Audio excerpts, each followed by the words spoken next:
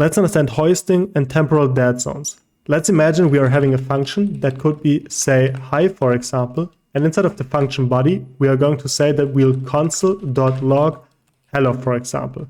Now, what will happen if we are going to call this function, say hi, right before we declare this function? Let's just try this.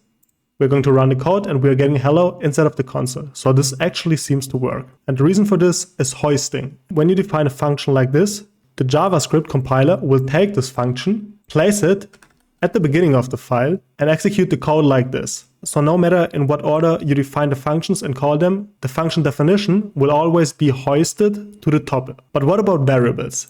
Let's imagine we're going to console.log a variable x, for example, and we are going to define this variable x and set it to the value of 5.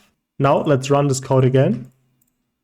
And we're getting undefined. So why are we getting undefined? The reason is that for the variable declared by using the var keyword, the JavaScript compiler is only going to take this var x definition, will put it right here, and afterwards it will assign the value to the variable x right here. So it's only going to hoist the declaration or the initialization of the variable x, but it will not hoist the assignment to the variable x. What would happen if we would use let or const, for example, instead of var? So let's run the code, and as you can see, we're getting an error. Now you might think that the variable x will not get hoisted if you use let and const, and somehow you can think about it like that, but what is really happening that the variable x will be hoisted right here, and the assignment will happen later on, but from this point on to this point on, we have a temporal dead block when we're using let or const. So this essentially means you cannot access that variable before its assignment.